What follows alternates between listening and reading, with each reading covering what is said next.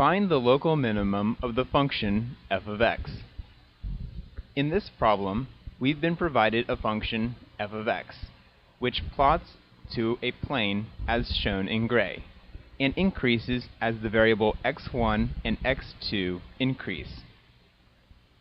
This objective function is constrained by an equality constraint, which, when mapped in 3 dimensions, appears as two curves shown in purple. This means our feasible values of f of x exist along the intersection of these two constraints in purple and the objective function f of x in gray. In a contour plot, we'll plot out the constant values or level sets of the objective function values, f of x, in the color gray. If we identify a few of these values, we notice the value of f of x increases as x1 and x2 increase. Next, we'll plot the equality constraint in purple, which is asymptotic with the planes x1 equals 0 and x2 equals 0. The question asks to find the local minimum of f of x. In this problem, there is no global minimum because the constraint will forever continue in the down gradient direction. However, a local minimum does exist in the first quadrant, where the constraint is tangent to the level set, at a point we'll identify as x star. Therefore, we'll focus in on this quadrant and solve this problem using the Karush-Kuhn-Tucker conditions. The first condition restates the feasibility of all decision variables x. The second condition states complementary slackness between the primary and dual variables for all constraints.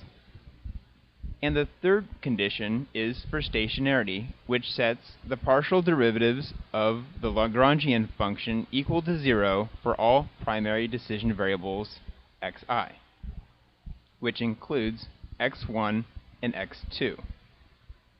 The Lagrangian function equals f of x plus the sum of all g of x values, where g of x equals the complementary slackness condition when equal to 0 or less than 0. Since our one and only complementary slackness condition equals 0, then lambda is considered to be a free variable and not constrained to being non-negative.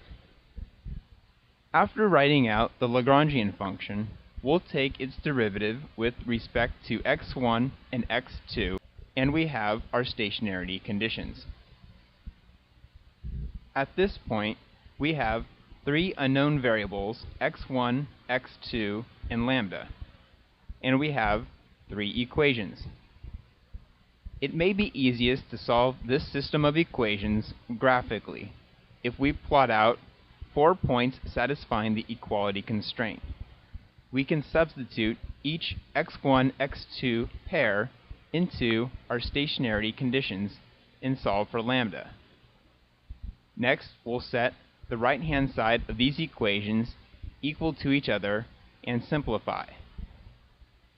Now, if we plug in those x1, x2 pairs for all test points, after testing, we notice that only point x1 equals 3, x2 equals 2 satisfies, which makes lambda equal to -1.